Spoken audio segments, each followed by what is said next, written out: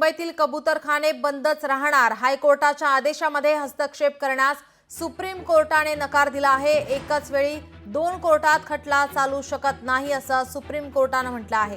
तुम्हाला जे काही सांगायचं आहे ते उच्च न्यायालयात सांगा असं सुप्रीम कोर्टाने म्हटलं आहे। याचिका करताना सुप्रीम कोर्टाने निर्देश दिले आहेत। कबूतरखान्यासंदर्भात मुंबई हायकोर्टाने दिलेल्या आदेशात हस्तक्षेप करण्यास सुप्रीम कोर्टाचा नकार। एकाच वेळी दोन कोर्टात खटला चालू शकत नाही असं सुप्रीम कोर्टाने म्हटलं आहे। मुंबईतील कबूतरखाने आता बंदच राहणार आहेत।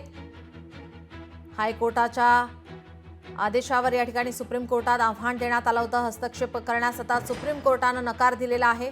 त्यामुळे आता मुंबईतील कबूतरखाने बंदच राहणार। आपल्या प्रतिनिधी भाग्यश्री प्रधान आचार्य आपल्यासोबत जोडलेले आहेत। भाग्यश्री, आपण पाहतोय मुंबईतील कबूतरखाने आता बंदच राहणार। हायकोर्टाच्या आदेशात हस्तक्षेप करण्यास सुप्रीम कोर्टाने नकार दिलाय।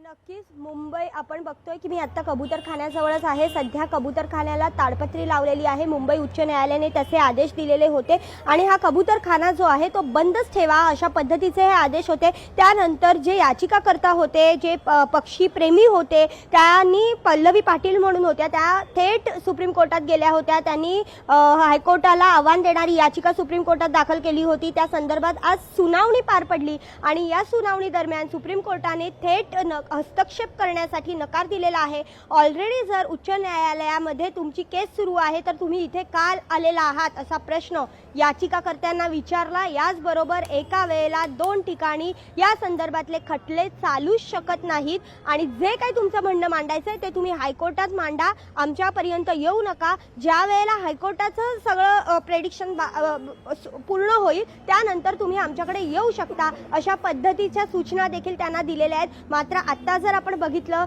तर आता कबूतरखान्याचे जे कबूतर आहेत ती देखील संख्या कमी झालेली पाहायला मिळते। ताडपत्री जी आहे ती लावलेली आहे। मात्र आज सकाळपासूनच इथे मोठ्या प्रमाणात पोलीस फौजफाटा तैनात करण्यात आलेला आहे। त्याचं महत्त्वाचं कारण म्हणजे काल जे जैन मुनी होते त्यांनी ज्या पद्धतीने वक्तव्य केलेलं होतं, कोर्टाचा आदेश आम्ही मानत नाही, आमच्या धर्माच्या पलीकडे आम्ही काही मानत नाही अशा पद्धतीचं वक्तव्य त्यांचं होतं। याचा अर्थ कोर्टाला देखील ते मानत नाहीत का असा सगळा विषय जो होता तो समोर आला होता आणि आज सुप्रीम कोर्टाने चक्क नकार दिलेला आहे। सुप्रीम कोर्टाने उच्च न्यायालयाचे आदेश तुम्हाला मानावेच लागतील अशा पद्धतीचे निर्देश जे आहेत ते याचिकाकर्त्यांना दिलेले पाहायला मिळतात। नीलम जी, भाग्यश्री, तुम्ही आमच्यासोबत अशाच जोडलेले राहा। आणखीन एका बातमीसाठी आपल्याकडून माहिती अपेक्षित आहे।